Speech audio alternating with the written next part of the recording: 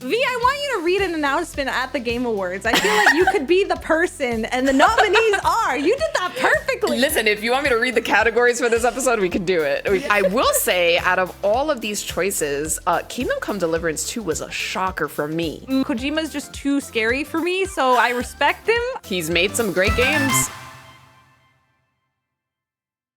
Welcome back, everyone, to another episode of Baton Pass. And if you're wondering, why are you two laughing? The episode's only just started. It's because we, of course, perfectly right before we started, let out the most guttural scream I've heard in a while. I was practicing my pterodactyl cry, right before. I'm not going to do it now to not upset the audio listeners, but welcome on in, everybody. Welcome in, everyone. I'm Steph, joined by V. I'm remembering to do the intros. And we're in December now, and I kind of shocked V by accident by wearing all of my winter attire for this episode. It's okay. I'm wearing mine too. I'm wearing a Vancouver t-shirt with Canada on it.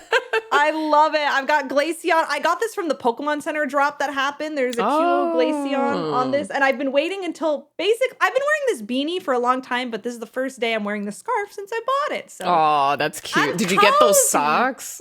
No. Oh my gosh. I want them. Okay, for those of you who don't know, Pokemon Center released socks of the Evolutions with their heads on the top. So, it's like above where like your shoe would go is a cute little Evolution head. It kind of like sticks out of the sock, and it's very cute. Okay, tangent before we get into today's main topic. V, are you doing any Black Friday shopping? Because you got me thinking about holiday shopping and stuff. And by this time this episode comes out, anyone's probably doing their very last minute holiday shopping because it's December. Godspeed to you if you're doing your Christmas shopping right now. So I'm gonna keep it honest. I low-key miss, well, not that I miss, but there was a time in history, especially in the Americas, where a TV was like $20. I'm over exaggerating, but you know what I'm saying. And people would trample others in order to get the TV. But now it's like, this TV is $10 off. And it's just like, So I'm going to keep it truthful. Like, Black Friday, it's not in my purview, like, at all. Like, if you want me to be honest, maybe if Steam has like a couple of sales or anything, I might take a look. But I kind of usually wait till like the end of the year, Christmas time, in order for me to buy things that I would like and stuff. But how are you with Black Friday? Well, there's some tech I'm considering buying for Black Friday weekend.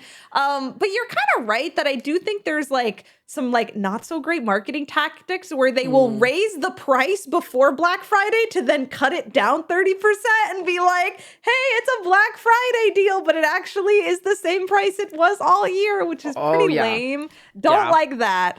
But why didn't these sales happen when we were adults, not when we were like 11, 12, and like seeing the crazy news on TV? Like, I would have taken advantage of those sales like easily, but it's fine. It is life. It is how it is. So the times are changing, but I'm so glad to be back with you. It's been a hot minute since we've gone to catch up. So I guess to let everyone know who's watching, our main topic for today is going to be going through the Game Awards. But before that, I want to just catch up with you, V. What have you been up to this week since we last chatted? Well, I mean, at the time of recording, it's already been a couple of weeks by now, but I just came back from a trip from Houston. Technically, it would have been 2 Houston trips because I'm going to be visiting some family during Thanksgiving and stuff, but it'll be way past that at this time. But a lot of Houston trips during the month of November. So that's been super fun. I was there for the Pokemon Go Global Wild Area event,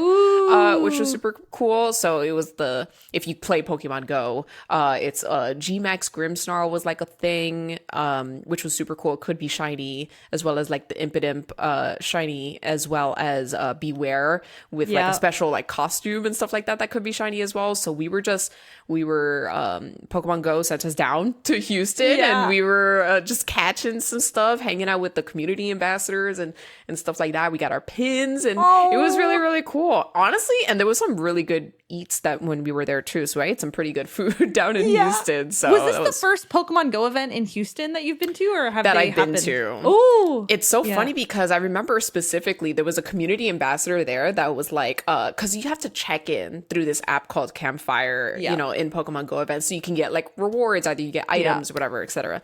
And so they were on this megaphone and they were just like, make sure to check in, because to be honest, I don't want to fly to New York or Chicago or LA for I want Pokemon Go events to be in Houston, Texas. And when I checked it, there was like a good couple thousand people. Like, I want to say when I don't know what was the final count, but it was definitely over 3,000 people that checked in. Awesome. When the Seattle Max finale happened, that was the most I had seen in my area, and there was around 3,000 people too. So let's go, Houston turned up. Yeah, they did. They turned up. It was actually like, it's funny because my wife's from like born and raised Houston, Texas. So she was like, I feel a sort of pride, you know, seeing all my people, all my nerds show up for this event and stuff like that. So yeah, we took over this park. It was nearby. This park was also next to the zoo or something like that. So like we didn't go to the zoo, but it's like there was a zoo, there was like a museum that was like close by,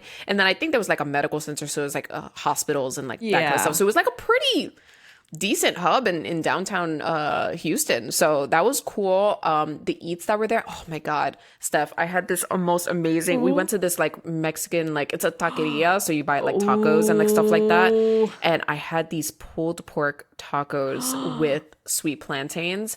And when I tell you, it reminded me, I'm not Mexican, okay? But it reminded me of my grandma. My grandma's cooking when I was a kid. And I was just like, oh my God, it was so good. It was delicious. And I was just like, okay, Houston, you got some good food. So that was very, very cool. Is Houston, okay, I don't know my geography. Is Houston South Texas? It is very south. It's very south. Yeah, I yeah, see. yeah. Okay, it's like close to the point down in the bottom there. Oh, got you. Of Texas. Yeah. So pretty short drive to basically the ocean, you know. Wow. So, yeah. So I will say it was very humid. You know, where I live, it's a little bit more drier. So when we go down, it's a lot more humid. And so both of us, we had to take some allergy meds. We were sneezing like crazy.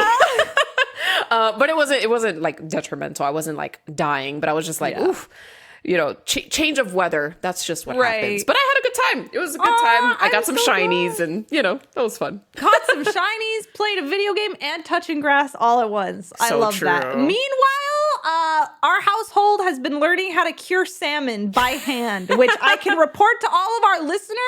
If you can buy a big, like, farm-raised salmon and learn how to cure it, oh my gosh, making sushi at home. I will say, yeah, I mean, and it's inspiring to me because like I've been watching like your guys' stories and stuff like that, like just seeing all the food that you guys have been making. And the thing with me is that like, truthfully, it's a lot cheaper just in general, just to buy things and cook things yourself versus like going to, you know, a fast food place or going to a restaurant or going, you know, if you just cook the stuff yourself, like, you know, we recently got introduced to, it's in Costco, but it's like this giant bag of fries, like frozen French fries. And so we've been making loaded fries for like days. Granted, that's not good for you, but that's like our fat girl dinner, okay? But it's so good. It's so good. My guilty pleasure is a buffalo chicken dip, which we made initially to go to a Friendsgiving, and then stuff happened and we couldn't go to the Friendsgiving that had happened. But I love buffalo chicken dip, and you know, my partner had to tell me, Steph, you can't eat this as like a meal by itself. And I'm like, what do you mean? They were like, it's not good for you. And I'm like, what? What? But it's so tasty. Have you had buffalo chicken dip? It's my favorite. Don't think so. I don't think so. Is that like I have no idea. I got nothing on that. And it's like you take buffalo sauce and like not mayo, but like I guess like a creamy sauce, and like you mix it together. Sure. And it's magical. It's great. It's wonderful. Is there chicken inside it? Yeah.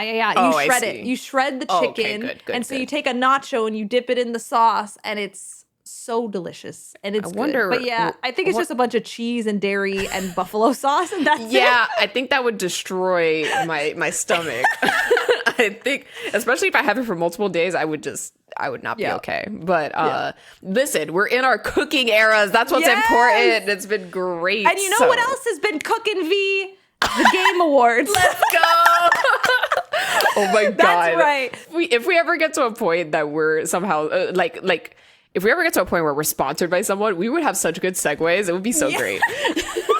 Anyway. I'm ready. We got to start doing our sponsorship outreach. But yes, it's true. Our main topic for today, the Game Awards. At the time of this coming out, the Game Awards are happening very soon. So we thought this episode would be perfect for us to do our voting with you all live, talking through our thoughts. You know, instead of us being completely chaos, we're just going to go nicely through every category. I've seen a lot of the nominees, but I have not gone through every category. So some of these might be a surprise for me. Sure. But it's a nice chance for us to reflect on our games, have a bit of discussion. And if you haven't done your voting, I'm pretty sure you can vote until December 10th for the Game Awards. So actually, when this episode comes out, if you haven't done your voting, pull up the website and do it alongside with us. I think it'll be really fun. So this is the way. I just love video games and I love talking about it. So I think this is really cool. We're just going to go through the website together. And I mean, just talk about what we've been playing. Because I think we both I don't know. A part of me is like, have we played like somewhat similar games? Because I feel like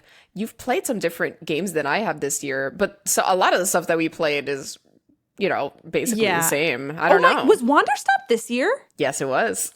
I hope it's got to have something, right? Did it get nominated for anything? I will not spoil anything for your. Okay, because I will say there have been some games you've definitely inspired me to play. That's one of them up there for me that I think like. I don't know. For me, my best narrative would be Wonderstop, probably. Like, that game has hit me emotionally in ways that I didn't know I needed to feel. It's so relevant to my life and creativity, and it's I will say, great. considering past episodes of the games that we've talked about, there is a specific category that I'm not sure that you know about. I won't say it, but I basically already know your answer, but I think it's gonna be so funny when we get to it, and I will let you know when we get to the category. Yeah. But I guess we could just start off, right? Like, essentially, I mean, they put me at Game of the Year. Are we just here, like straight up at the big enchilada? We'll just keep hitting next after we're done talking on each category. Yeah. Notice how we're just doing things on the fly as Baton Pass does. So that's right.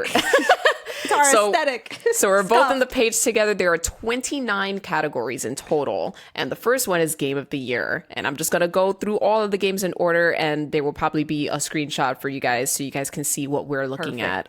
But Game of the Year nominees are Clair Obscur, Expedition 33, Death Stranding 2, On the Beach, Donkey Kong Bonanza, Hades 2, Hollow Knight Silksong, and Kingdom Come Deliverance 2. Wow. Which, V, I want you to read an announcement at the Game Awards. I feel like you could be the person, and the nominees are. You did that perfectly. Dude, I can listen, if you want me to read the categories for this episode, we could do it. We could do it. All right, you're the category reader. That was awesome. I will say, out of all of these choices, Kingdom Come Deliverance 2 was a shocker for me. Because I watched my wife play Ghost of Yotei. Yeah. And I thought it was a shoo-in. I was like, oh, yeah. Like, I played this game visually, Steph, it's stunning. Such a stunning game. It's beautiful. Like, such a beautiful game. And I love the story. I think the main character is, like, really, really cool. Shout out to female leads in video games and stuff like that. Huge. But this was... Ghost of Yotei was snubbed by Kingdom Come Deliverance. Now, I'm not saying Kingdom Come Deliverance is bad. I'm not saying that at all. But it's just a game that was not in my radar. I knew it was good, but I didn't know it was that good to warrant Game of the Year, you know? So now I'm like, well, now I got to play it, you know? I don't know much of anything about Kingdom Come Deliverance. Is this a strategy game? I have that is so outside my wheelhouse of knowledge that this was the one game that I was like, have not, like, I've heard of it, but I've not seen gameplay of it. I haven't seen the trailers for it. Sure. I know very little. I know Deep Silver as a studio, but other than that, I don't know who Warhorse is. I don't really know much. So the only thing, this is just from through the grapevine, the stuff that I've been hearing. I don't know much about this game either. From what I understand, it is similar to Red Dead Redemption, except it's medieval times. You know what I'm saying? Yeah. And a lot of Baldur's Gate 3 players have been playing this game. Yeah. So it's, along the elements of fantasy. fantasy, medieval times, like kind of stuff. But it's also like you can kind of do whatever you want, I think, from what I understand. But very Red Dead Redemption 2-esque. So Wow. I have not played that game. To be truthful, in this whole Game of the Year list, I've only played 2 out of the 6 games, which is Clair Obscur, Expedition 33, and Donkey Kong Bonanza. Wait, you haven't played Hades 2 yet?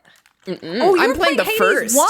Yes. I have these memories in Canada with V, and V's like, I just want to go play Hades. So I kept thinking you were playing Hades 2. No, I was playing the first game. Oh. Yeah, so I don't know anything about Hades 2. I haven't got the chance to play Silk Song, and I kind of knew Death Stranding 2 was going to be nominated. So what do you think about this list in general? Well, I think we called a couple of these. One, our Lord and Savior, Clair Obscur Expedition 33. That's my easy vote. It's not I want to say it's not even close, but honestly, it is kind of close. Like, Donkey Kong was so good. You cried. You cried in the end. I cried. So, Donkey Kong perfected what if Nintendo made a Disney video game, like, and it's just a Disney movie as a video game. It was so good. Yeah. But it's Expedition 33, I think, for both of us. If you want me to be honest. Death Stranding's too scary for me. I don't even know if Death Stranding counts as a horror, but Kojima's just too scary for me. So I respect him, but it's he's made some great games. Yeah, and I know Jeff Keighley loves Kojima-san, so it's always gonna be here. Any Kojima Productions game is just gonna be qualified, and it's one of those. I've been seeing a lot of discussion of just in general, right? This is kind of a side tangent, but not really. Of like, do the Game Awards really matter? Like, it's quite literally. Some people say it's just a popularity contest and whatever. To be fair, what your game of the year is does not need to reflect what the Game Awards thinks is the game of the year. Let's just put that out there. Like, if you played what came out this year? I'm trying to think of like games that came out this year. Everything. True. But it's like, for example, Blueprints, right? Yeah. Blueprints came out this year. If that's your game of the year, great. That's awesome, right? That's and I don't think that the Game Awards should invalidate what your game of the year is. I'm putting that out there in the universe. However, my game of the year is Expedition 33. Yes, that's our vote for this one. Also, I'm hopeful that Donkey Kong shows up for Best Family Game, because for me, maybe I'll be surprised. Maybe there's some more things in Best Family Game that will make this a tempting choice when we get there. But for me right now, I want Donkey Kong to get awarded for Best Family Game, but give Game of the Year to Expedition 33. It is deserved. And I just voted. We're good. Woo! We're ready to go.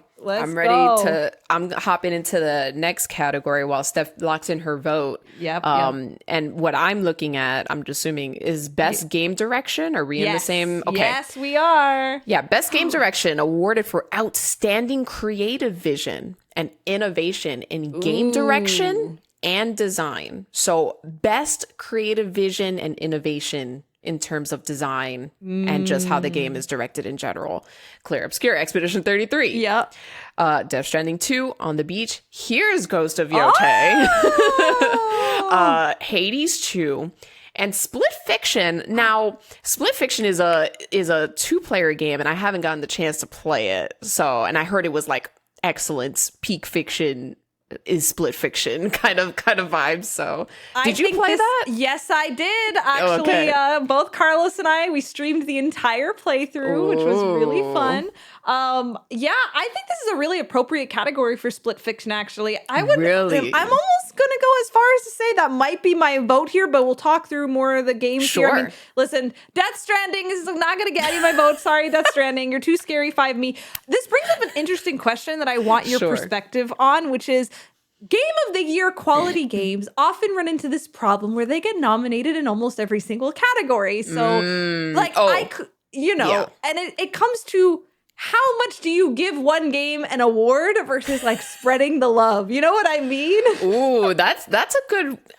And that, I think that's just us being empathetic. Be like, well, you get my vote and you also get my vote and stuff. But at the same time, like, if you're going to look from my perspective, like, I'm just going to say it. I'm an Expedition 33 glazer. Okay. I am. And I'm unapologetically so. I truly think that game is as influential and incredible as like Final Fantasy VII. I think I've talked about this during our Patreon episode, our spoiler cast and stuff like that. That it's just that insanely incredible. So, and actually, I think Game Awards announced this, but it's the most nominated game in the Game Awards ever. Wow. Ever. Claire, I think it got 12 nominations. So we're going to be seeing this game a lot. So get used to it, people. We're going to be seeing Expedition 33. So does that mean, are you feeling like you would give Expedition 33 this award? Or are you feeling you would spread the love? Awarded for outstanding creative. I'm just rereading what best game direction means, right? Outstanding creative vision and innovation in game direction and design. Yeah. I think it's going to be Expedition 33. So, I mean, I would be happy either way, right? So I haven't played Ghost of Yotei, so I'm going to defer to you when it comes to that game coming out. Hades 2, I've only played a little bit. I haven't played a lot of it, and I really like Hades 2, but for me, it's split fiction for you, It's split fiction for me because, one, I think the level designs, so in terms of game direction, like the level designs are so genius. It's really cool. Like artistically, the way everything... Did you play It Takes Two as well? Yeah. Oh, you did? Really? Yeah. Okay. I love it. I love these games. They're so fun. Yeah. I think I'd give this to Split Fiction, but Sure. it's with the it's because will Split Fiction be in any other category? I wanted to win. It was so good. It was such a good game. I think Split Fiction is in other categories. However, one, go with your heart, and two, we don't have to vote on the same thing. Like we can also have different opinions and stuff like that. I think for me, I'm going Split Fiction on this one, but Expedition, I still love you. Don't worry, you got 10 more categories where it shows up. All right, we're gonna let's keep it moving. We're rolling with best narrative. Outstanding storytelling and narrative development in a game. Outstanding story. It's Expedition 33. But let's just say the categories. Yeah. Let's just say the nominees. Anyways, the nominees are Claire Obscure, Expedition 33, Death Stranding 2 on the beach. We haven't played Death Stranding 2 on the beach. We just haven't. That's just how it is. Ghost of Yotei, Kingdom Come Deliverance 2, and then Silent Hill F makes an appearance. Now, I'm like you. I'm not a big horror girly or anything like that. So Silent Hill, just not my favorite game series. I just haven't played it. I don't really play those games like Resident Evil. I'm just like, no, thank you. So I have no say, right? I have no say in Silent Hill, in Kingdom Come, or in Death Stranding 2. Expedition 33 has the best story I've ever seen, in decades. Okay, decades.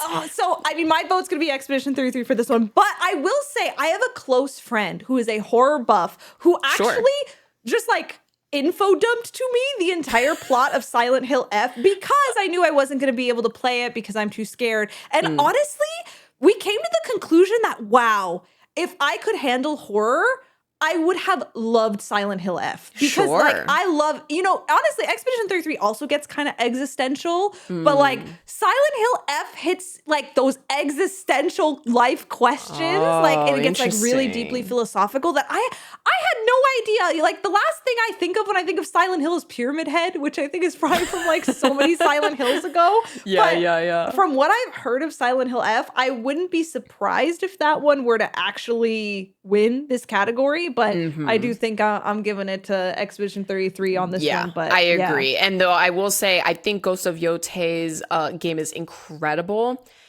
The story is okay, how do I explain this? It's one of those stories where it's the big bad in the end. It's one of those. It's kind of I'm comparing it to a Mario game. Wow, but it's kind of the princess gets stolen. What do you have to do? You have to defeat Bowser to beat the game. That's kind of what Ghost of Yotei is. I don't know if you want me to tell you the story of Ghost of Yotei, but I'm more so curious, and maybe we'll get there, but I'm impatient. So I'm curious, because you've played Ghost of Yotei and predicting, because I haven't seen all the categories, which category do you think Ghost of Yotei has the best shot to win?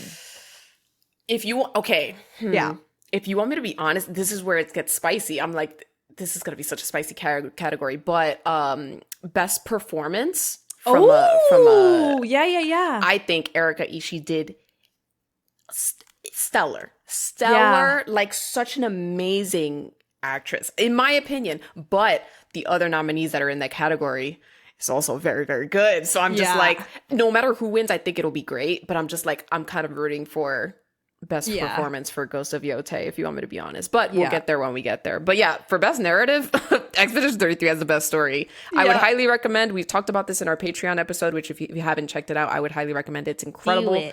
But I mean, go into it blind. Don't look up anything about this game. Just it's not $60 and it's worth every penny, if you want me to be honest. So I'm voting Clair Obscur Expedition 33. And we're just going to hit next on that. Next category is Best Art Direction for outstanding creative and or technical achievement in artistic design and animation. Clair Obscur Expedition 33. Death Stranding 2 On the Beach, Ghost of Yotei, Hades 2, and Hollow Knight Silksong. Now, if you want me to be honest, just off of like the vibes that I'm feeling, what I would vote immediately, I would say Hollow Knight Silksong. Oh, because I've seen the trailers. I haven't played the game, but in terms of like is that artistic design? Like it's. I guess I fall for like the quirkiness of video games, and it's so different in comparison to all the other games that I'm seeing and whatever. Granted, I think E33's art direction and is awesome. But at least Hollow Knight is like unique. I don't know how to explain it. It's also one of those situation stuff that you were like, give the categories to everybody else, because otherwise I would be so boring and click Expedition 33 on everything. I'm actually feeling Hades 2 on this one. Ooh, just because the Hades aesthetic has always been awesome. But I mean, Hades 2 upped it a lot from what I've seen. I haven't beaten the game, but from what I've seen, it's increased. And the style of Hades, I just think deserves an award. So I think I'm rocking Hades 2 for this You're one. rocking. I think it's pretty easy to mention, because it's like I am all for like hyper realistic graphics, which I like. Ghost of Yotei is beautiful. Every step, like you could be like by a well, like in a village, and then you just look to your left and it's the most beautiful landscape of like mountains you've ever seen. And it's just like I'm just here in this village, there's like chilling. It's just like, this is so beautiful, and I'm just standing there like, this not, I don't know how to explain it. Like every shot in that game could be a wallpaper. It's beautiful. But I mean, Silksong I think is the most unique in terms of art and stuff like that. I've seen people play it and stuff as well. So I think my vote's going to Silksong, but you got Hades, so there you go. Hades is getting some love for me, but very fun. Here's a spicy one. Here's a spicy one. The next category is Best Score and Music. We're both very invested in this for no reason whatsoever. Are we invested in Best Score and Music? For outstanding music inclusive of score, original song, and or licensed soundtrack. The nominees are Christopher Larkin for Hollow Knight Silksong, Darren Korb for Hades 2, Lorien, he's French. He would probably go, it's actually Lorient, but sorry. You said it the Quebecois way. I mean, that was still a French way, but you're giving me flashbacks to my French teacher being like, is not chien, is chien, Stephanie? No, and you're like, shut up. Lorien Testard for let me not be mean. Lorien Testard for Clair Obscur Expedition 33, Toma Otoa for Ghost of Yotei, and Woodkid and Ludwig Forsell for Death Stranding 2 On the Beach. This is spicy. These are some awesome composers. These are some awesome composer, dude. I want them all to be noticed. It's difficult. It's so tough. I will say, Otowa-san's soundtrack in Ghost of Yotei, I think, is very good. It literally, the soundtrack is so Japanese. It's so Japanese. Like a lot of like shamisen like work goes into it. That the shamisen is a very important instrument in the game. So like you hear that a lot, and then it's just the environment, like how you know it's very, very cool. Actually, what you don't know, oh my gosh, I don't know if you know this, but there is a mode in Ghost of Yotei. I forgot what it's called. It has to deal with the artist, but essentially there's like a lo-fi mode in Ghost of Yotei, where it's like you're riding your horse or you're just like running and you hear lo-fi music, but the person who composed it was the person who was in charge of Samurai Champloo. Yuki Kadra? I think so. I think. I don't know. Wait. I don't- Oh, I gotta look this up. Wait. It's like a lo-fi Ghost of Yote. Like, you could look it up, but it's like, yeah, he worked on Samurai Champloo. And I don't know. I forgot the name. It's gonna kill me. She's looking it up right now for the audio listeners that are here. But yeah, my wife played that. Like, she had that on the entire game. So I was just hearing this lo-fi music like the whole time. Ghost of Yote has a special Watanabe mode that adds a soundtrack inspired, just straight up inspired by Samurai Champloo. What? This mode features lo-fi hip-hop beats curated under the direction of anime director. Under Shinshiro Watanabe, who is also behind Samurai Champloo. Okay, yes. So not the composer. Okay, sorry. But misinformation. But anime director. No. But still. I knew it had to do with Samurai Champloo, but yeah. Epic. Wait, hello. Wait, this. Oh, does that? I haven't even played Ghost of Yote. Does this change my mind? That's kind of legendary. What the heck? Play it. You can play it in like hyper story mode because it does. There is like. It can get super difficult. It can get difficult, but I mean, I think it's really good. It's a really good game. It's on PS5. Oh, that's crazy. How about this? Actually, we have the disc. How about I just go and give it to you? You can borrow it. Yeah. I will need to report back post this episode going out, listening to this lo-fi track. Oh, that's so cool. Wait, what the heck? Honestly, the vibes in the Watanabe mode is awesome because like you just get on the horse. So it's like that music will be interrupted by like the actual in-game music. If like let's say an important cutscene is happening or like something important in the story, it'll go to like the regular music. But if you're just like I'm trying to get from point A to point B, like in the map, the lo-fi music just plays automatically. It's so cool. Oh my god. Yep. Anyways, so the award is for the best score and music. So all of the from the score. I wish they could all win. But I will say it's a toss up for Christopher Larkin because I've heard his music before. Yeah. And Lorien Testard. Like I think Lorien. Bow wow. Bow wow. That's my vote. I think we're gonna vote. We're gonna vote for him, dude. He was a random composer on freaking SoundCloud. Yeah, like come on, we all know the story. It has to be Lorien Testard. He deserves it. That soundtrack really is one of those that elevated the game. It didn't carry the game, but it elevated the game immensely. I feel like there's certain tidbits in the game, certain scenes that would not have hit as hard if it wasn't for the music. Yeah. If you want me to be honest. Again, not downplaying all of the other composers. Again, I've watched Ghost of Yote. I know about Christopher Larkin. Awesome composers. But, I mean, I got to give credit where credit's due. I'm voting Lorien Testard for best score. It has to be for me. Me too. Okay. Now, this one... this next category is best audio design. This is when the stuff gets like a little technical and I'm just kind of like, I don't freaking know. Recognizing the best in-game audio and sound design.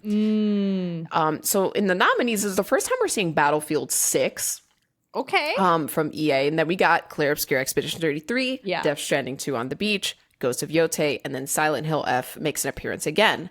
Now, the reason why I think they put Battlefield 6 is because truthfully, it's like when I think of best audio design, doesn't that mean like when stuff is like exploding in the background? Audio design refers to sound effects that are in the game, when certain sounds might play, being timed. It also refers to your ambiance. So one thing I learned randomly from going to panels about like game design, like music, game audio design and stuff, is that some songs are made with the intention to like randomly loop different points of the song, or like especially a lot of Western AAA games where they're meant to be more like ambience, like the types of noises that you'll hear in those things. But it's more than just the song. So if there are footsteps, the sounds of footsteps you like, or the sounds of rivers, any sort of sound effects like that are what's gonna be part of what audio design is made of. Okay. That influences my vote then. Yeah.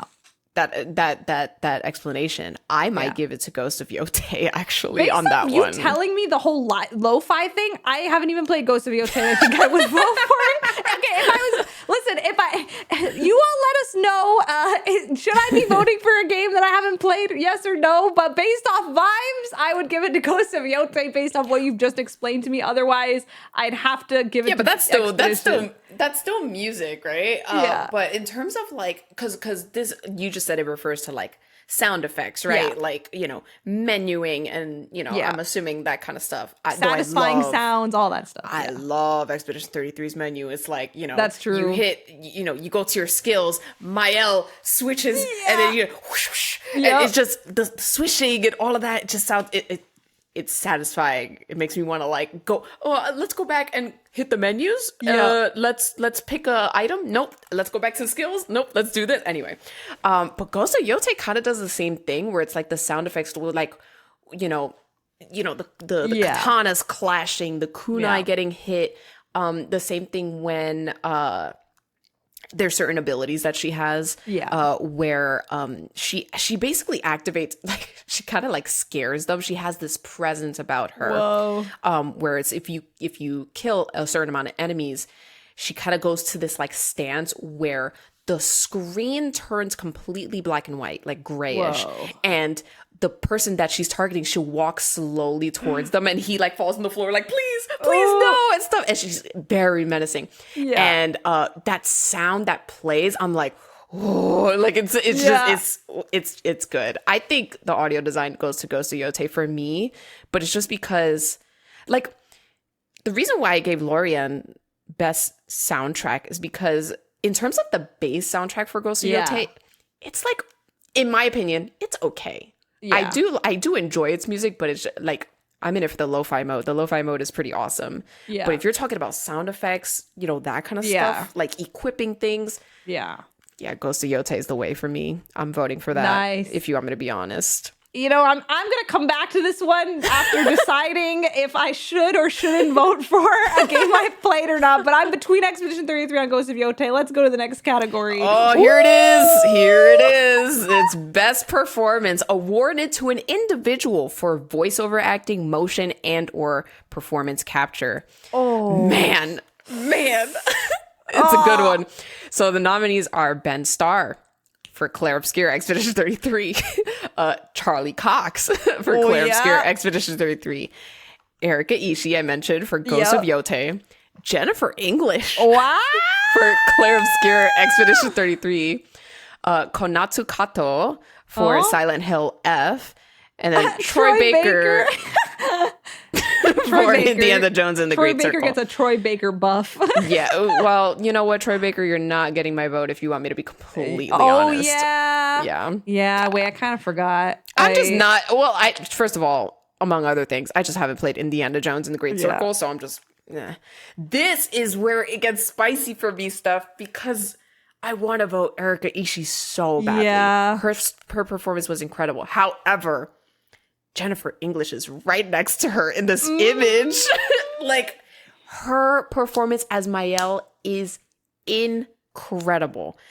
And Ben Starr is also there. I think I have the ultimate Ben Starr bias of all time. Like, because it all started with Final Fantasy 16. Gosh darn it. Like, hearing Ben Starr for the first time, like, I don't know, the way Ben Starr delivers his lines, like, hit me in ways that I just have not experienced. Yeah, I agree. And I think I could be corrected. I'm actually not sure, but I'm almost 90% sure that he did not win Best Performance for Final Fantasy 16. Oh, he didn't? I think he did not. He's got that meme. Have you seen the meme? Yeah, I feel like Ben Starr needs redemption. Wait, he didn't win? He just was in the crowd with that face? No. I think he was nominated, but I think he didn't win. He didn't win. All right. Yeah.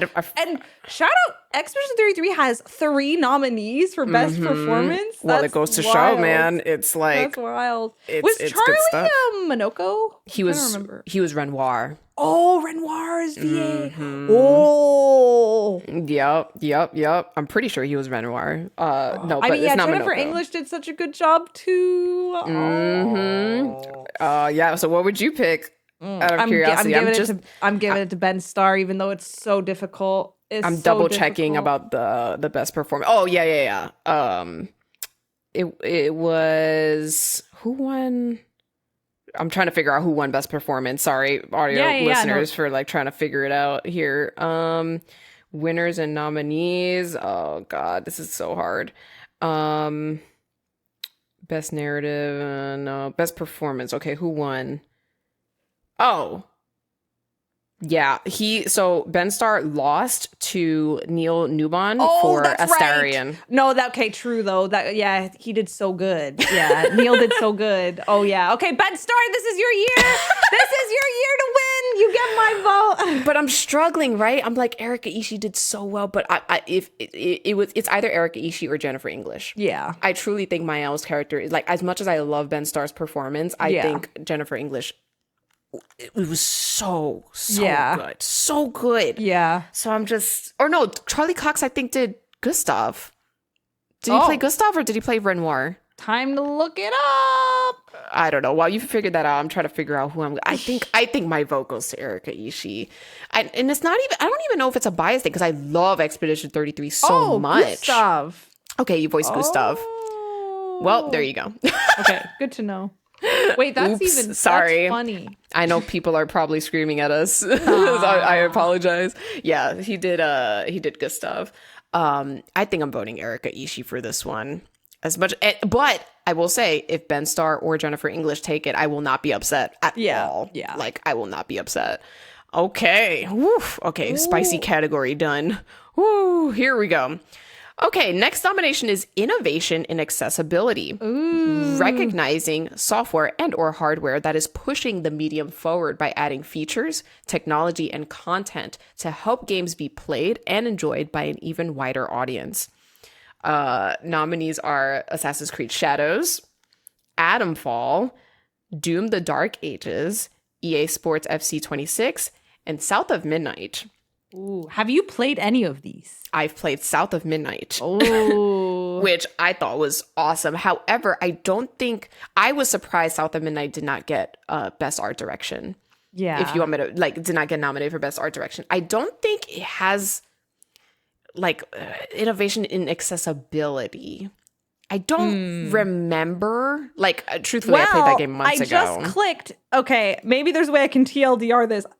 I just clicked learn more about the nominees because sure. I will be honest, this is a category that means a lot to me, but admittedly, I have not played any of these games. But I actually care about what are the accessibility features. So I did a little digging while you were reading them. And they actually have a page where they talk about what each game did and what they're recognizing for in accessibility. So I think that could kind of be cool to quickly go through. So Atomfall is Rebellion's most accessible game to date. Options include configurable text contrast and size, high contrast mode for gameplay, and optional audio cues for players with low vision. That's cool. Including a highly customizable audio-based FPS aiming system. Okay, so they've got audio cues, which is cool. What does it say for Doom: The Dark Ages, out of curiosity?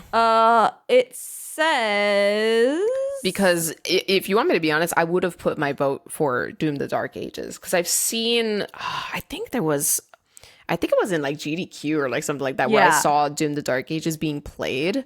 So that's my experience with it. But I'm pretty sure there was an Xbox showcase or something where they talked about how it's meant to be played by a wide range of audience. There's a big paragraph here skimming through. Combat and difficulty is highly configurable with a wide range of modifiers from game speed, enemy projectile speed, that's parry windows. That's cool. Days duration. That's really detailed. Yep. Days duration combined with assists like shield throwing, seeking, auto sprinting, enhanced targeting, and empowered attacks. Okay, that already to me seems more impressive than Atomfall. Visual accessibility was also a priority with the gameplay high contrast settings. Yay, very good. Hue and opacity options for the enemies, hazards, pickup, attack. Okay, settings for parry, recoloring, text scale, HUD scale.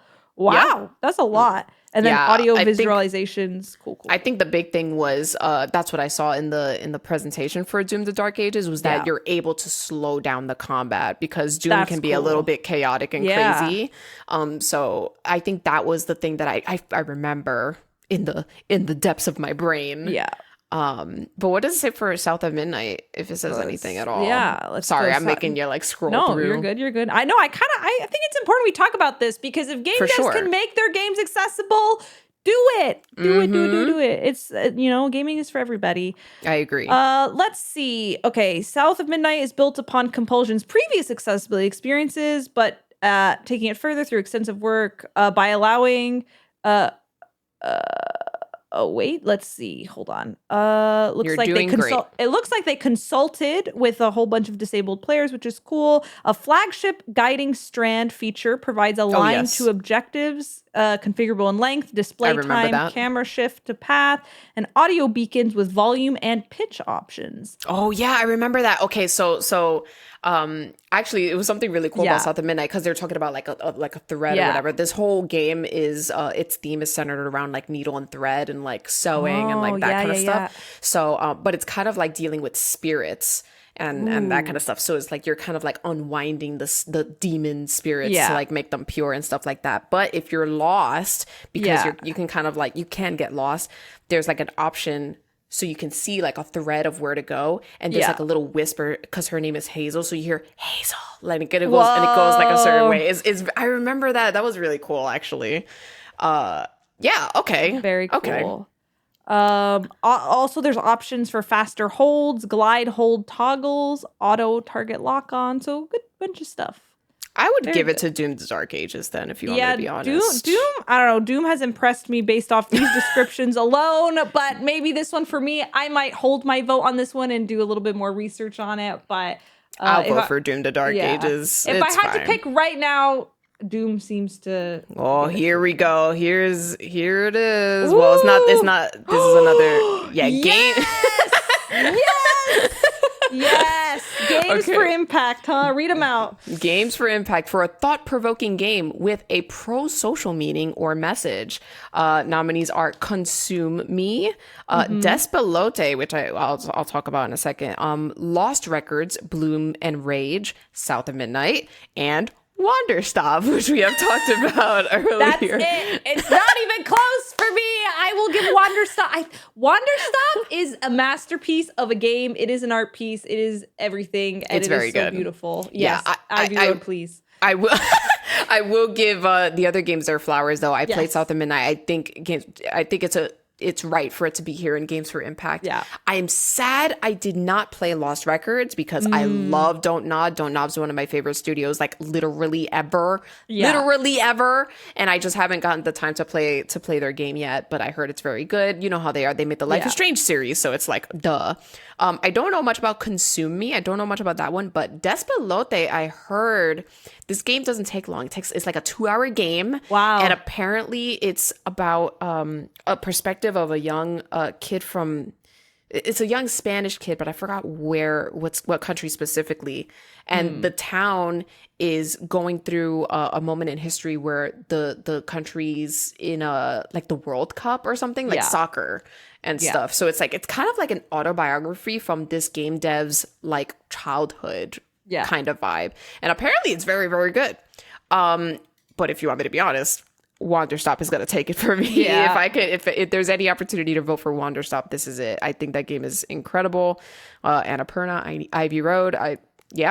More games. I feel that every creative will appreciate the story Wanderstop tells, and like navigating burnout. It is chef's kiss. So I agree.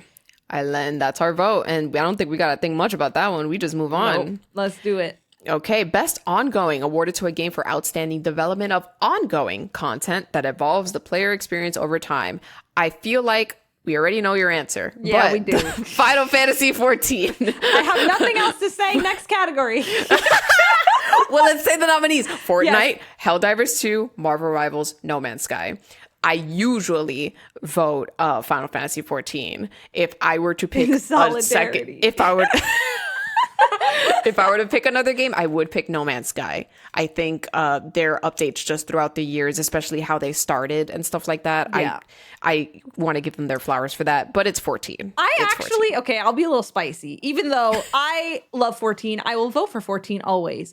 I do think that community sentiment around 14, particularly in the last year, has gone down a little bit with Dawn Trail. I don't know. I think there is still a loud minority. You know, it's tough to gauge. Sure. I don't know if 14 will win, particularly because even though I think Dawn Trail is great and very good, I think Dawn Trail has not hooked people. I don't know. It's just hard coming off the back of Endwalker, which was the end of a 10-year-long story. It is very hard to follow that up. And it's like setting, the stage for another 10 years of this MMO to like come. But if I were to guess what would win, I feel like Marvel Rivals is going to win this year. Really? That's what, just based off, if I were to predict my audience, if I'm thinking about everybody voting, I think there's been a lot of hype for Marvel Rivals over this year. Sure. And so I think that's what's going to win. I'm still voting 14 myself, but I do think that a lot of people have been kind of hating on 14, sadly. Understandable. Considering what you mentioned. I'm going to be spicy and vote No Man's Sky. Oh, I love it. I haven't played any of these games, but you know what? I'm voting for something. Give it some love. Best community support is the next one, recognizing a game for outstanding community support, transparency, and responsiveness, inclusive of social media activity and game updates / patches. And the nominees are Baldur's Gate 3, Final Fantasy 14, Fortnite, Helldivers 2, and No Man's Sky. Again, No Man's Sky gets a lot of updates. So, granted, I'm not a part of the community, so I'm not sure if it's like the things that people want necessarily. Yeah. Fortnite does a good job of just like providing updates like a lot. Yeah. Though, do they listen to the community? I think they're too big of a game to even care, if you want me to be honest. I think Baldur's Gate is very community oriented, but I have no experience on 14, so you let me know how you feel about that. I would vote 14 on this one. I think they do the best patch note updates like of all time. I mean, the fact that Yoshi P himself, for any update about the game, is like, allow me to take an hour to talk to you personally, when that man is probably the busiest man of all time. Yeah. All right, let's do 14. Their comms are great. That's easy for me. All right, I'll vote with you in solidarity. Best independent game for outstanding creative and technical achievement in a game made outside the traditional publisher system. So best indie game. There's a couple of indie categories, but this one is basically I like that I think they had to. I don't know if they changed it did they change the name from best indie game to independent? I think it's independent, right? That's a great question. I don't remember. Someone can let us know. But because there's a whole debate, right, between what is indie. Have you been in on some of those discussions? There's a lot. That could be a whole separate podcast. What is even indie anymore? Yeah, what is indie games? But the nominees are Absalom, Ball Pit, Blueprints. Let's go. Blueprints let's go. Claire Obscure Expedition 33, Hades 2. And Hollow Knight Silksong. If you want me to be honest, any category, because it's not going to get love, any category that has blueprints on it, I'm hitting blueprints. Yeah. It needs something, you guys. It needs something. But I hate that it's right next to Expedition 33, man. Yeah. I hate it. It sucks. It'd be like that. I feel like I want to give Blueprints love and solidarity just because is it in any other category? I don't know. Did I talk to you about it? About you Blueprints? Did. You did. Mm-hmm. I want to play it at some point. It's one of those. I did tell you about it because I was like, I don't think you would have the patience for this game. Yeah, you were telling me that you have like a notebook, like to figure out some of these puzzles. Oh yeah, I had to write stuff down to keep things But I think that's the experience of the game, and it's not a bad thing. I think it's incredible. If you guys haven't played Blueprints, highly recommend. Don't look anything up. But I'm voting Blueprints on this one. Any game that has Blueprints, I'm like, I skipped to the next. I went to the next category. There you go. And I'm surprised. Best debut indie game for the best debut game created by an independent studio. So there's 4 categories because there's a little bit of spice. I don't know if you saw the news about it. Yes, I did. I think we could talk about it. I think it's actually a pretty cool thing that... Yeah. Well, cool. Okay. Cool result, I guess. Not cool that the mix-up kind of happened, but... let me see if I could find the post, but the nominees are Blueprints, Claire Obscure Expedition 33, Despelote, and Dispatch. There's 4 categories this time, but let me see what Jeff Keighley said. It's because Megabonk. Yeah. Megabonk was initially one of the games on here. It says Megabonk, a nominee for best debut indie game, reached out to clarify that he's an established solo developer who had been presenting himself as a new creator under the name Vedinad, We're grateful for his honesty. As a result, Megabonk will be removed from the category. So Megabonk was on here, but now it's not on here. So there's 4 categories now. Yeah. I really respect that this dev, because nominees. getting nominated and getting these awards like helps so much in terms of marketing your game and getting the extra eyeballs on your games, and it's like a really cool opportunity. And for this dev to say, hey, I don't think this category feels right because I'm technically a seasoned veteran, and like literally asked the team, can you take this off because I think another game deserves the award and doesn't want to win this category. I think it's just like really like upstanding, like that's like there's so many people who kill to be on the game awards like and get their game nominated, and so to say like actually we're good, like let it go to someone else, I think is pretty It's base behavior. It's it's behavior, I will say. However, I will say best debut indie game, it's Expedition 33. It's Expedition 33. Though I haven't played Dispatch yet, but I heard it's incredible. I heard nothing but good things about it. It's made by I think the same people who made like The Wolf Among Us, like the Telltale games and stuff like that. So it's definitely on my radar. I will definitely be playing it. But it's Expedition 33. This is not even a question. Debut game? You got okay, here's the category I was telling you about. Well. For audio listeners, the next category is Best Mobile Game for the best game playable on a mobile device. And the nominees are Destiny Rising, Persona 5, The Phantom X, Sonic Rumble, Wuthering Waves, and Uma Musume, Pretty Derby. I've been playing this game every day for almost a year. Well, has it been a year? It's been a couple months at least. Yeah, I think since it came out this year. We started this podcast, I've been playing this game. And I'm still on it. The podcast is still going. I'm still playing Umusume. Although, okay, wait, now that I'm processing what you said, I actually really liked Persona Phantom X also, but I think that's for what me... people were... Yeah, that was the thing that I was going to chime in and say. I heard Persona 5, The Phantom X is like actually extremely good, and it's not like typical mobile game stuff. People saying that it's basically another Persona game. They like the Persona franchise has such an awesome reputation of every spin-off game actually being valuable and like putting more into the universe and just being like really fun, because I also was like, a Persona gacha game, okay, but my community was like, Steph, play it, you're gonna love it, and I was like, okay, I'll try it once, and I was like, wait, it's good. Yeah. It is very, very creative and cool the way that they like basically it is Persona 5, but it's almost like a retelling that you're a different character and there's some alternate like key moments. So like you're not playing as Joker, you're playing as this new character, and so you're following the same story, but there's some moments that are a little different, which adds some like mystery of like, wait, what's going on that you're like a different POV, which is very cool. So you're saying so I've never played Persona. The only experience that I have with Atlas, right, is Metaphor Fantasio. Oh, yeah. And Shin Megami Tensei 5. So I haven't played any Persona game. So you're saying I should play the first Persona 5 and then play the mobile game? Is that the vibe? There's so much. Yeah, I mean, you should play Persona 5 Royal. Then you could play Persona 5 Strikers, which was so good. It was the... the Hyrule Warriors of the Persona universe, right? It's the Dynasty Warriors version. Sure. It was incredible. Basically a sequel to like that's the thing. Their spin-off game is just a sequel, which was awesome. Then you should play this mobile game, and then it'll give you like a unique perspective. So much to do. Yeah. See, so this is why we have Steph on for this podcast for specifically best mobile game, because I do not play any mobile games at all. So I have absolutely no say. But I'm assuming your vote would be Uma Musume. Oh yeah, not even close. This game has captured my heart. It's captured the hearts of millions.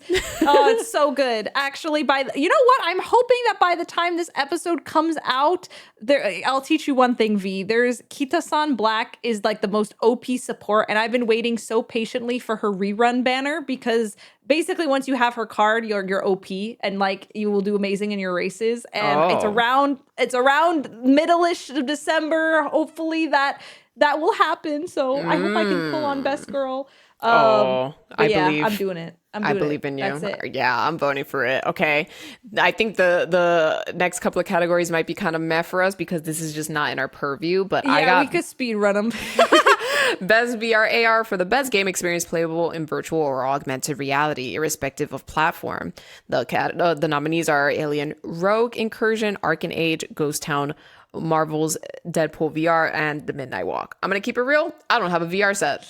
I have an Oculus Quest 2. Have I played it in a while? Not really. Has it been collecting dust? Aw. Yeah. Well, I told myself I was going to try and figure out a stream setup for it, and then I just never got around to it. Yeah, life happened. I think we can skip this one if you want me to be honest. What do you just? I don't want to vote next? when I have. Yeah, I have no say. I got no say. So how do I hit it? Do I hit next? How do I do this? Next. It's not working for me. Hold on. Let me refresh. It's being weird. Uh-oh. Is the Game Awards being dumb? There's a lot of people on the website, but if you refresh and hit next, it worked. Next one, best action game will be the next category. Okay. If you want to read it, please go ahead because I am struggling, dude. Yeah. I got you. All right. Best action game for the best game in the action genre focused primarily on its combat. So Battlefield 6 is nominated once again. We got Doom The Dark Ages, Hades 2, Ninja Gaiden 4. I'm surprised to see that one on here. Cool, it's very action oriented. Yeah. And Shinobi Art of Vengeance. Ooh, okay. I heard Shinobi Art of Vengeance is like incredible stuff. However, what was the one you said? I think Hades 2 is probably going to take that one, right? Yeah. If I were to take a wild guess. Yeah, sorry, y'all. My web browser, I'm struggling here. It's upset. Yeah, it's so mad at me, but it's okay. I will figure it out at some point. But yeah, if I were to guess, Hades 2 if I were to choose, it would be either that Ninja Gaiden 4 or the Shinobi Art of Vengeance, if you want me to be honest. But it's tough for me to talk about it when I haven't really played those games, right? But you have a little experience in Hades too. I played the first Hades, so I already know firsthand how the combat works and like that kind of stuff. So I'm with you on Hades too, I think. But I don't play a lot of these types of action games. So I've seen Battlefield as a franchise for all eternity at GameStop. One of the first games I've always walked in and seen, but it's not really my thing. Don't have much to say on it. So Hades gets it. That's the way. All right. You might have to start reading these because I've lost it. Yeah. Oh, okay. We got best action adventure for the best action adventure game combining combat and puzzle solving. Ooh. Okay. Death Stranding 2, On the Beach. Ghost of Yote comes back. We got Hollow Knight, Silk Song, Indiana Jones, and The Great Circle. I love Indiana Jones just shows up. So funny. And then Split Fiction. Okay. As the final and fifth. So what do you think about all of these?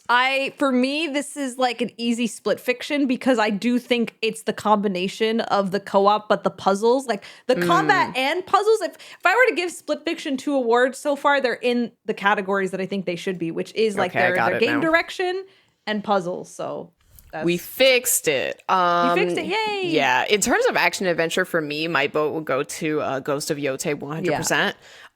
It's an adventure game through and through, and I think the action is awesome. Yeah. So I think that's where I'm at with that. I would give it to Ghost of Yote for sure. Okay, so if I hit next, there we go. Okay, we're back to reading. Where we go? Yeah. Best RPG for the best game designed with rich player character customization and progression, including massively multiplayer experiences. Really? Okay. The categories go to Avowed, Clair Obscure Expedition 33, Kingdom Come Deliverance 2, Monster Hunter Wilds, which makes an appearance, and The Outer Worlds 2, which I totally forgot The Outer Worlds 2 even came out. So that's a thing. Yeah, that happened. Best RPG. Dude, come on. Yeah. Come on, guys. Although there's part of me that's like, Monster Hunter, but as much as I think Monster Hunter is really fun, I actually think I disagree with the description here, including massive multiplayer experiences. Like Monster I think Hunter that was an excuse to put Avowed on there. Oh. If you were gonna ask me. Yeah.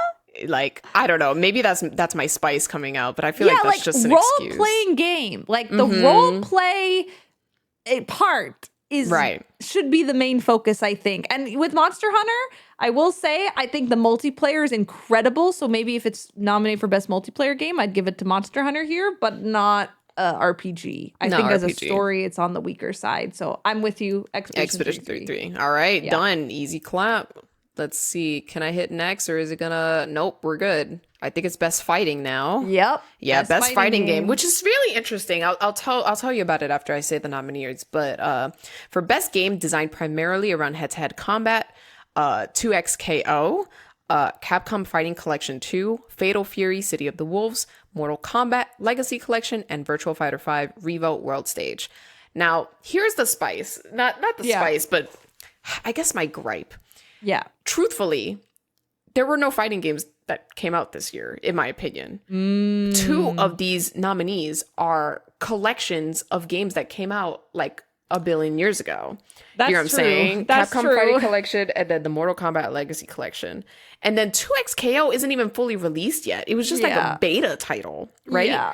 I understand you have to put these categories on there, but also I feel like nothing really released. Does that make sense? Yeah. So fighting games is and kind I don't know too dry. much. I need a fighting game expert in here because does the Mortal Kombat Legacy Collection, did they upgrade and change any like combat? You know what I mean? No, like, it's the same the game. same? It's the same games from like back then. You can. I mean, the difference is that you can battle online. You can go online and play 1v1 against other people versus like these were arcade games, like in the arcade and stuff. So you can actually play. And then I think there's like some behind the scenes from like back when they used to work on the OG Mortal Kombat. So there's like behind the scenes like videos and things like that you can unlock, like a gallery, you know, like that kind of stuff. It's like a gallery collection and all that kind of stuff. So it's cool that this exists, but is it like, I don't know, it's just a collection of old games. So I'm just kind of like, if I were to vote for anything, I guess it's 2XKO because that is a current game that released this year, but it's also like, it was just a beta and it was just a beta. Yeah. So I'm just like, I don't know. All right. Well, next. Best family. Yay. This is probably something that we're a little bit more, this is going to be spice probably. Tough one. Tough category. For best game appropriate for family play, irrespective of genre or platform. And this is spicy. Donkey Kong Bonanza, Lego Party, Lego Voyagers, Mario Kart World, Sonic Racing Cross Worlds, or Split Fiction. Now, this is spice. Usually, Nintendo takes the whole thing. Nintendo takes this category every single year. There's no question. And it says it's appropriate for family play. So in that context, I don't think Donkey Kong Bonanza takes it. Really? I don't think so. Oh, really? I don't know. It does? In comparison to the other ones, right? You want to? You think? No, You think? I think okay. this would be, because I felt that Donkey Kong's story and the gameplay. When I think of like, let's say I have like a little like niece nephew, right? Okay. Who's like 8 years old. Mm-hmm. I think I would let them play Donkey Kong Bonanza. Oh, I understand your context. Like, I understand your context. I would let them play it. Like, I guess here's where my mind's at with all these. I mean, as much as I love Split Fiction, I actually think Split Fiction's a little less of a family game in that if I'm considering all ages. I think it's a great co-op, like, but the Split Fiction story is definitely a little more on the mature side. I think a younger kid wouldn't get the feels as hard. Similar to It Takes Two. Sonic Racing Cross Worlds, I didn't expect to really enjoy, but I did. So fun. We still got to race together.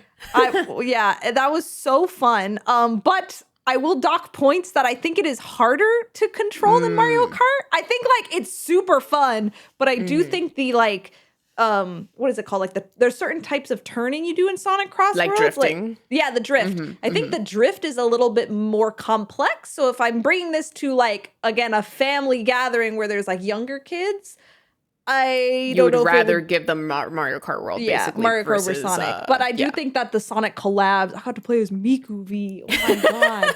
But for me, I think I'm going Donkey Kong Bonanza for my best family game. But tell me your thought process on what you're feeling. I mean, it's just like, again, if it's best family, like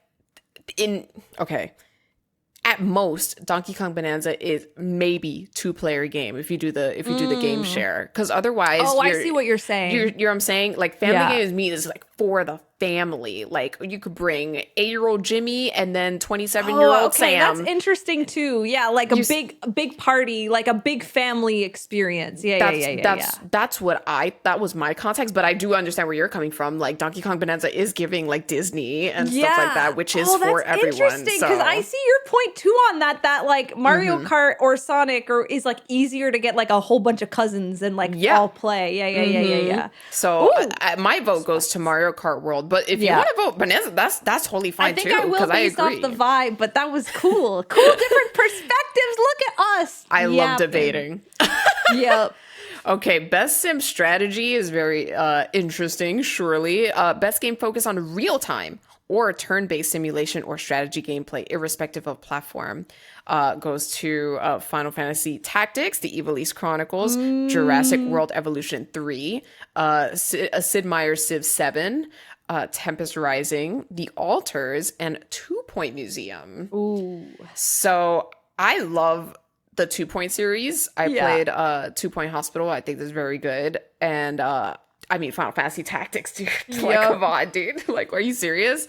If I were to guess out loud, like I would probably say Final Fantasy Tactics is the best sim strategy out of all of these. Yeah. I heard the Jurassic World games are very good, but it's just not my cup of tea. That's just not what I'm super into. Maybe I just like the 2 Point series because it's all very similar.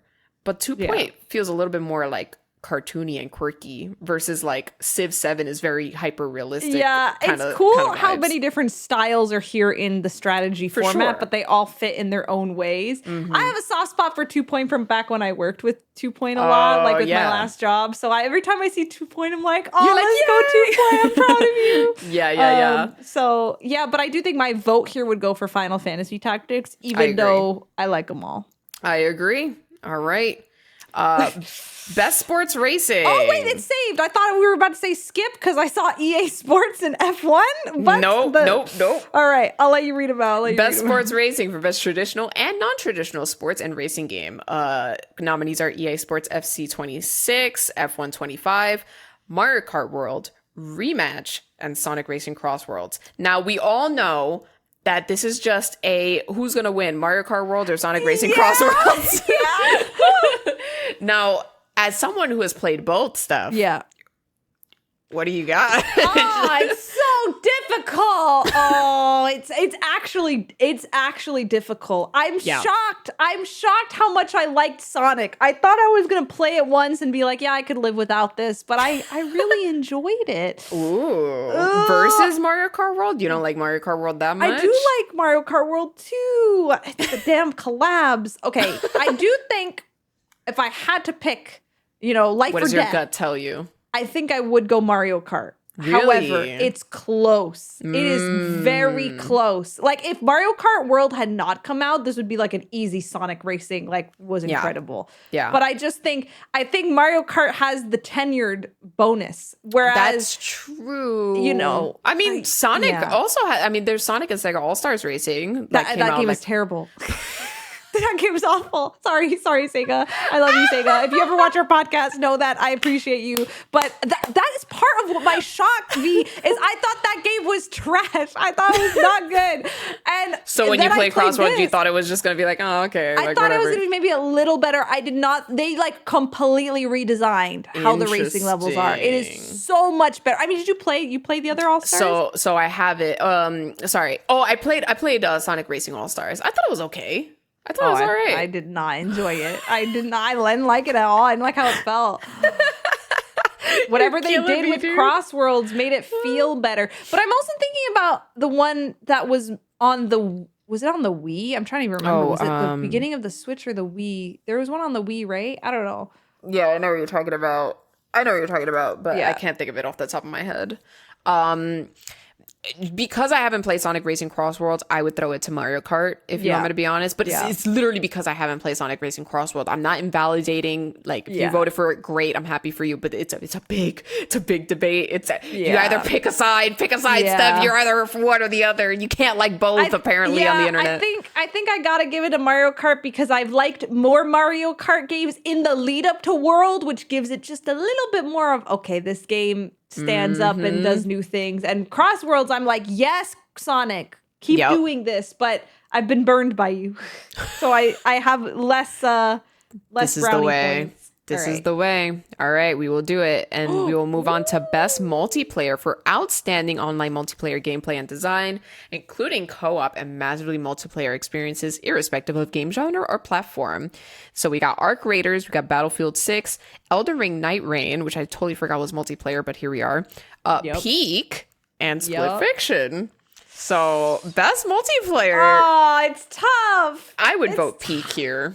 I think I would vote Peak because I gave Split Fiction my votes elsewhere. But like, Split Fiction deserves this. I think Elden Ring's gonna win. I don't think Peak's gonna win. My vote will be Peak. I think Elden Ring Night Rain's going to win. There you go. But yeah, that's how I feel. That's fair. And we move on. Best Adaptation, recognizing outstanding creative work that faithfully and authentically adapts a video game to another entertainment medium.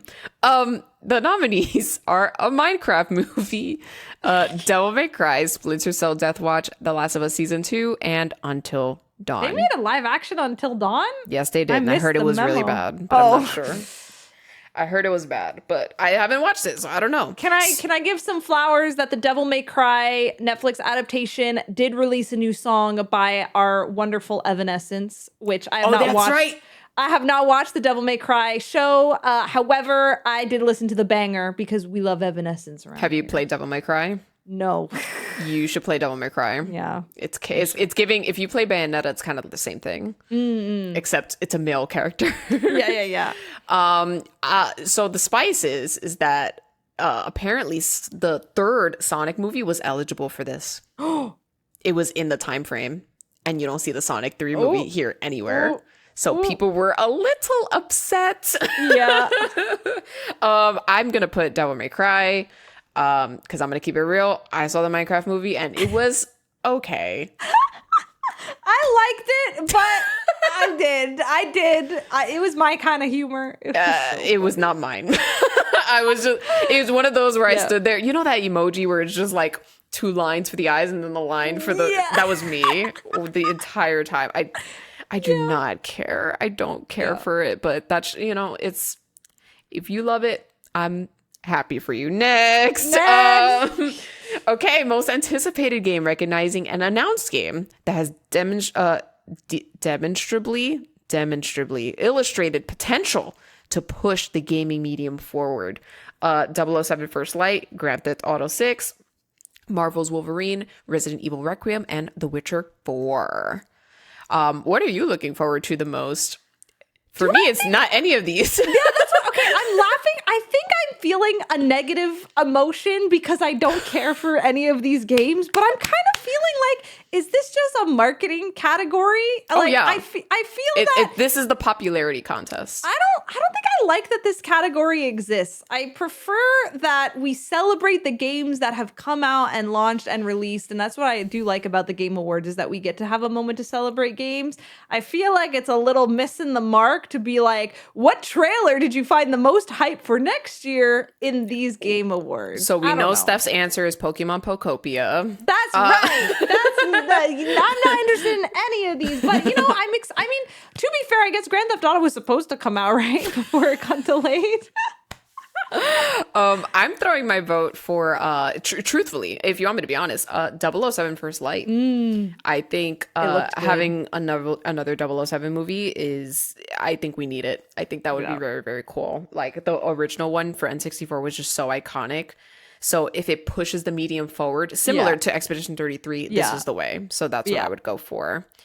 I like it. Okay, I think we're, oh God, here we go. Content creator of the year. Guys, my vote goes to Steph of Anime. That's my vote. Asian V's my content creator of the year. I don't know. Do we want to do this one? I mean, we can show the people who's nominated for content creator of the year, but we can show on the screen, and for the sake of time, we can skip it. It's not as exciting as games. That's also, I don't feel fair. strongly. I don't feel strongly about anybody on here who I'm like, yes.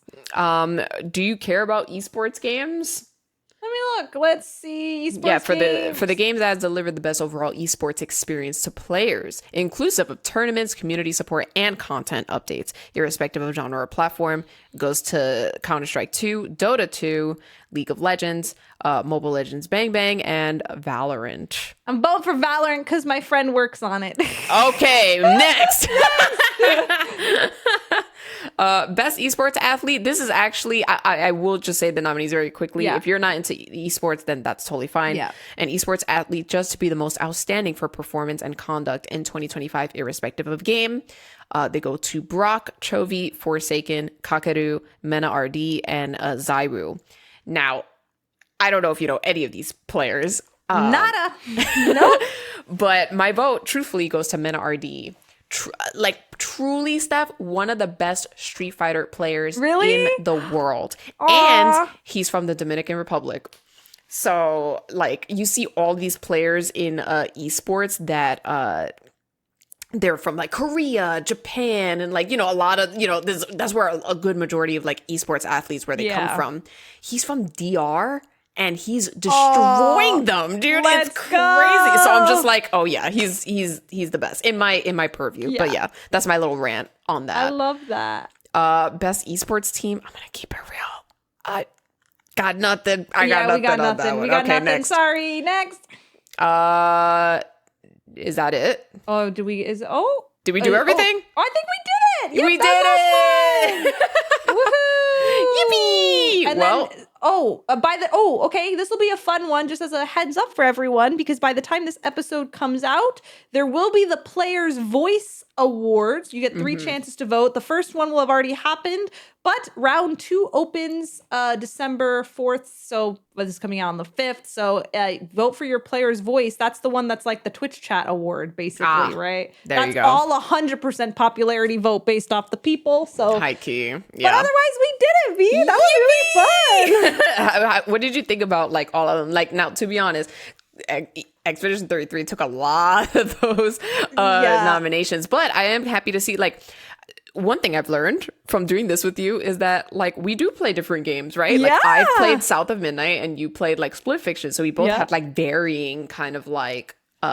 thoughts about all of these games and stuff. And I think that's really cool to like talk I agree. about. I think we had a well-rounded perspective of the Game Awards. That was really, really cool. I enjoyed that. I'm so happy Wanderstop got 1 vote. I know it might be, I do think that's a tough category because there's so many I don't games think that it's are gonna win good it. and stacked. Also, the thing I keep thinking about is like if Expedition 33 doesn't win Game of the Year, I'm glad it's got to win one. It's gonna win something. one. Yeah. I think, you know, because even the Game of the Year, the more I think about it, I think it is competitive. I think it is a competitive Game of the Year category. This year was stacked, like, truthfully. Yeah. Like, in comparison to what I thought about last year. Though last year, I mean, there was Metaphoria Fantasio, there was Astrobot, there was like a lot of really good games. Yeah. So Astrobot, I think, ended up taking the whole thing. Yep.